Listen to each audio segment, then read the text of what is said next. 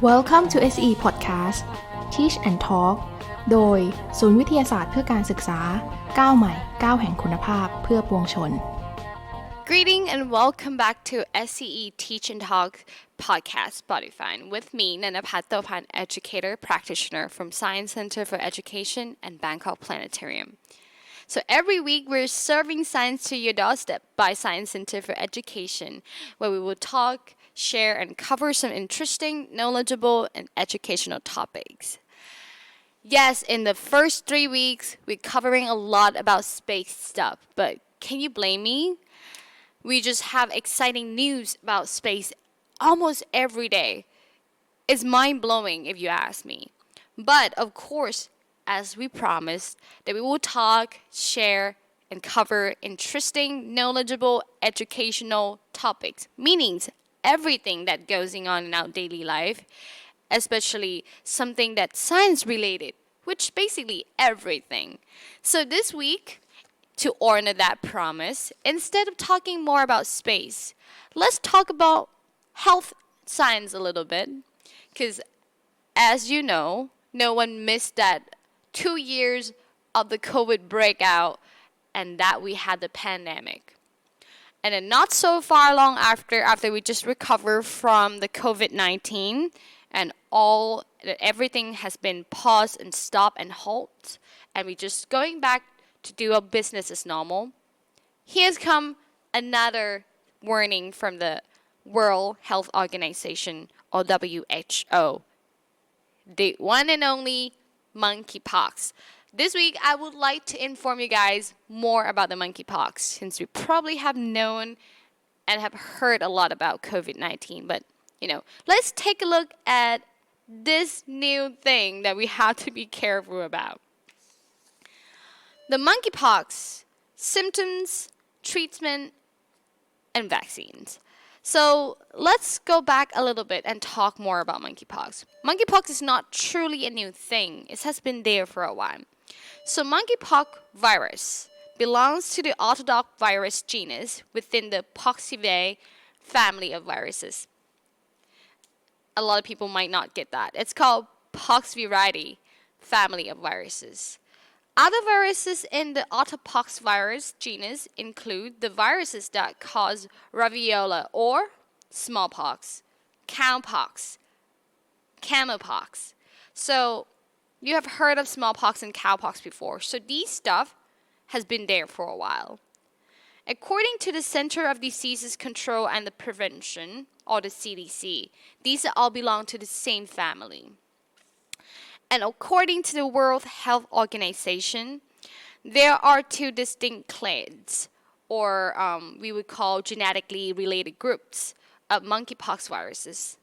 The first one is the West African clade, and the latter, the Congo Basin clade, which we also call the Central African clade. So, for the easier version, the West African and the Central African. Evidence suggests that the Congo Basin clade, or the Central African, is more likely to cause severe and fatal disease, and also may be more transmissible than the West African clade. So basically, the Central African clade, or the Congo Basin, is much more fatal and also easier to get infected. Monkeypox was first discovered in 1958. Like I said, this thing has been there for a while. This is nothing new. When the laboratory monkeys at the State Serum Institute in Copenhagen, Denmark, came down with a pox-like illness, and according to the WHO, the first known human case was identified in 1970 in a 9-month-old boy living in the Democratic Republic of Congo. So it was discovered first with the monkey, that's why it's called monkeypox, and then with the human case, it was in the 1970s with a very young boy in Congo. So no surprise that it's called the Congo Basin clade. Despite the virus name, the monkeys and other non-human primates are likely not the pathogen's main host. Basically meaning it's not the main animal that carry the virus. Although this still needs to be confirmed, but according to the WHO, The rodents are thought to be the natural reservoir for the monkeypox viruses in the wild. The natural reservoirs mean rodents are carrying viruses in the nature, not monkey or other primates animals, including human. So in the wild, you can discover this virus on rodents family instead of other animals. Most are not real horse. Other primates, including humans, are susceptible to this virus. They are identical horses, meaning they can become infected but don't serve as a constant reservoir for this virus. So these paragraphs just saying that in the wild or in the nature, you will be able to find these viruses by the rodents or rats and small rodents, animals. But these can be found on other primates, including human, but not as reservoir or not as the main host, but as infected hosts. Among African rodents, monkeypox infection has been documented in rope squirrels, tree squirrels, Gambian paunch rat, and dormice. And in 2003, scientists learned that the prairie dogs are also susceptible to monkeypox infection after prairie dogs in the U.S. caught in the virus. And according to the CDC, the prairie dog has been housed near imported small mammals from Ghana, including several rodent species that were later found to be infected with the monkeypox. So we found out later in 2003 that prairie dogs are also susceptible for this virus because those prairie dogs were nearby an imported place that importing small mammals from Ghana, including rodents that was infected by the monkeypox viruses. The prairie dogs were sold as pets and then ended up spreading the monkeypox virus to dozen people in 6 states. So where do we normally find the monkeypox? If we try to guess from the name, West Africa, Central Africa, then we can guess that it's definitely nominated in African continent. So monkeypox regularly circulates in several Central and West African countries, meaning the disease is endemic in those areas. So endemic is opposite to the word pandemic. Pandemic is widespread in every area, and endemic meaning that it's pretty much mainly focusing and spreading in a certain area, which in this case is the Central and West African countries. Those countries including Democratic Republic of the Congo, the Republic of the Congo, Nigeria, Central African Republic, Cameroon, Côte d'Ivoire, Gabon, Liberia, Syria, Leone, and Sudan. The 2003 monkeypox outbreak in the U.S. with the prairie dogs marked the first time the human cases of monkeypox has been reported outside of Africa. Between 2003 and 2022, cases of monkeypox has been reported sporadically in the non-endemic countries, so in country that is not in Central and West African, including the United Kingdom, Israel, and Singapore. But the majority of these cases were linked to travel to the endemic country or exposure to the imported animals from an endemic country. So basically, in these cases of human infected outside Africa, it's basically because these people have traveled in those areas or exposes to the animals that have been imported from those areas. Then, in 2022, monkeypox began spreading in non-endemic countries at the unprecedented levels. Unprecedented levels mean in a very surprising and not normal level. The first cases were detected in London in May, and by mid-July, more than 16,000 cases has been reported in 75 countries and territories. The scale of the spread prompted the WHO to declare the outbreak. So they declare it's a public health emergency of international concern. Now that we have to, listen to WHO and be more careful about the spread of monkeypox, which also has been reported to find in Thailand 2 cases so far. What are the symptoms? Now, let's see if we can spot the symptom ourselves. The incubation period for monkeypox, or the time it takes to develop symptoms following an exposure, is roughly 1 to 2 weeks. So almost just like COVID. But with the new strand Omicron, which is have a very less incubation period.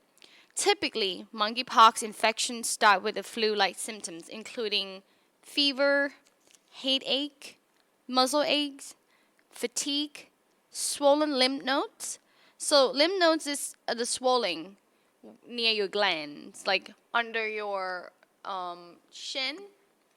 The swelling may appear in multiple locations, such as neck and armpit. Then the characteristic pox, the pox like the chicken pox, rashes begin to appear, usually along the face and in the oral cavity, and later on the extremities, including the palms of the hands and the soles of the feet. These rashes can resemble those caused by the varicella zoster virus, which causes chickenpox. So basically, the rashes that we will find will look like chickenpox. And it can also look like those caused by certain sexual transmitted disease, such as physalis and herpes. So, after you got the flu-like symptoms, fever, headache, muscle ache, fatigue, and got some swollen lymph nodes, then you will get a rash. And these rash pretty much look like chickenpox, or herpes and physalis. Monkeypox rashes progress through several stages, starting out as a disc-colored patch of skin, then forming into raised bumps, blisters, and large pus-filled pimple that eventually scab up over and fell off. But in severe cases, separate skin rashes can coalesce to form one huge lesion that causes large amount of skin to slough up at once. So normally these rashes, just these little bumps like chickenpox, will pop out alone, right? In each area, just one, like big pimple. But in severe case, these can actually form into a big patch because of the amount that it pop up on your skin. And once it's go through several stages and go through the one that slough up at once, it can create a giant wound on your skin. In 2022 outbreak, however, some patient symptoms have diverged from the normal pattern. For example, some patients developed flu-like symptoms after their skin rashes or didn't experience flu-like symptoms at all, according to the CDC. Some patients initially developed rashes around the genitals and anus area, and these skin lesions cause symptoms of painful inflammation and rectal bleeding. So we talk about a very upscale serious pain right here. It used to be just flu-like rashes, the rash fell off, and you basically cure or you get better, recovered. But in 2022, the symptom diverged from a different pattern. This is why it's concerned the CDC and the WHO, and it decided to declare it an emergency concern. And then some patients also developed some rashes around genitals and anus area, and this causing rectal bleeding.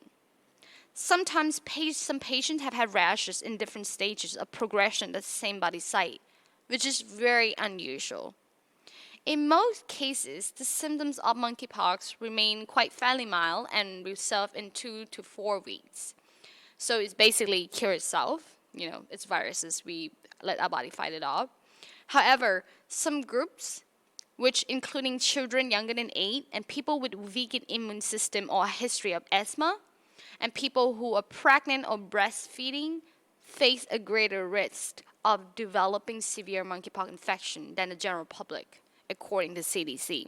So just like the COVID-19, if you are a person who has a complication or already have some chronic disease going on and have a weakened immune, or you're younger than 8 years old, or you're breastfeeding, or you're pregnant, or have a history of asthma, which is a skin condition, this will lead to a very severe case of chickenpox infection. Monkeypox infections can sometimes result in severe complications, including secondary infections, so inflammation of the air sac in the lungs, or the bronchopneumonia. an extreme full-body immune response or sepsis, inflammation of the brain or encephalitis, and the infection of the cornea with ensuing loss of vision, according to WHO. So these secondary infections are very, very fatal. We're talking about the air sac in the lungs, the bronchopneumonia, and then we're talking about the sepsis, which actually can kill. The inflammation of the brain. We're talking about brain swelling. And the last one is the loss of vision because of the infection of the cornea. The cornea is a layers of cells that covering your eyes, like the outer layer, that covering your lens. So these sounds very extremely scary. But let's talk about the real question here. Is monkeypox deadly? How much is the fatality and severity rate? So the Congo Basin clade, or the Central Western African clade, is linked to a higher risk of severe disease and death than the West African clade. Estimates of the case fatality rate for the Congo Basin clade range between 6 to 10%, while the estimate for the West African clade range between 1 to 3.5%, according to UCLA Fielding School of Public Health. The 2022 outbreak has been driven by the West African clade. As of July 23rd, when the WHO declared the 2022 outbreak of the public health emergency, there were 5 reported deaths out of more than 16,000 cases worldwide. Therefore, so far, it is not deadly because the one that is basically dominating is the West African clade, which is the fatality rate is 1 to 3.5%, which is pretty low. And so far, there's only 5 reported deaths. And let's talk about how we can prevent the monkeypox transmission.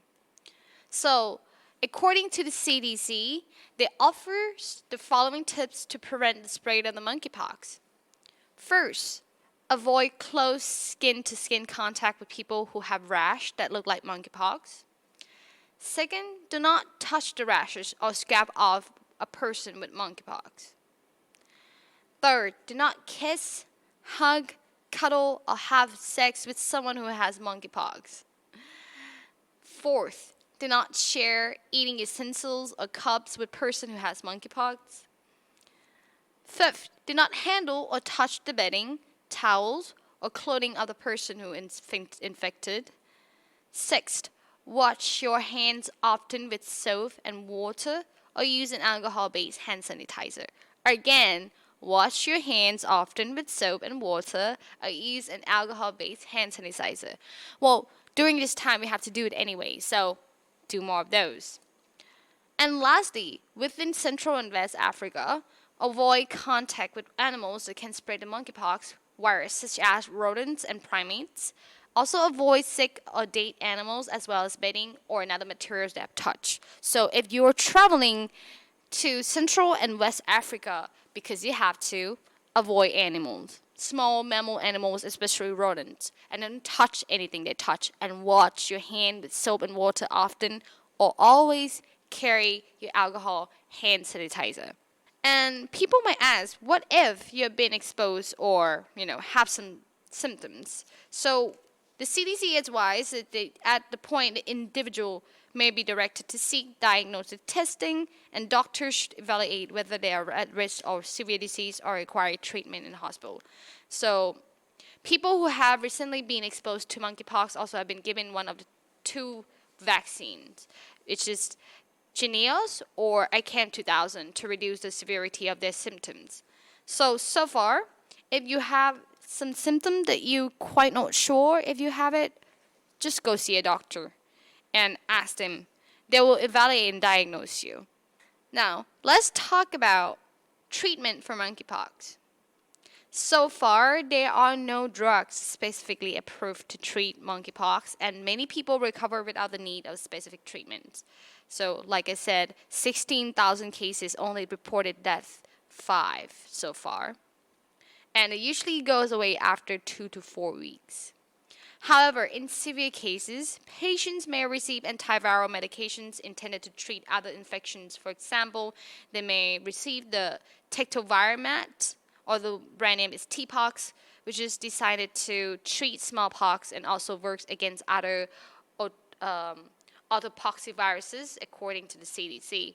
And severe monkeypox infection also may be treated with vaccinated immune globulin intravenous, or the VGIG-IV, which contain antibodies that taken from the blood from the people who were immunized with the smallpox vaccines.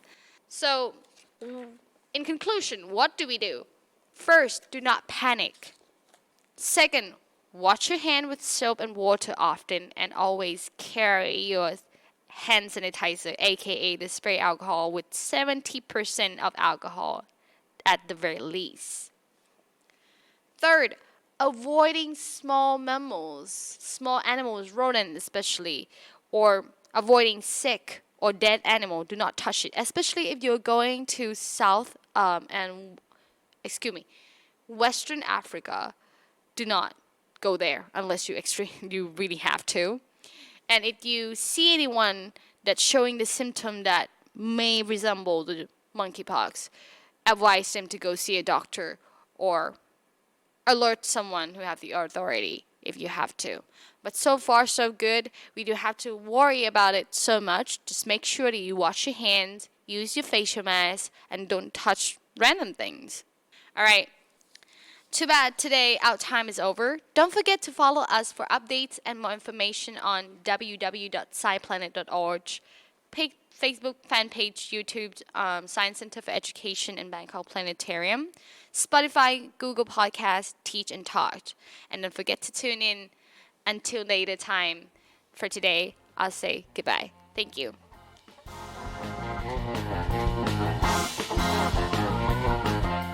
Teach and Talk โดยศูนย์วิทยาศาสตร์เพื่อการศึกษาก้าวใหม่ก้าวแห่งคุณภาพเพื่อปวงชน SCE The Modern Co-Learning Center for Science and Ed-tech for All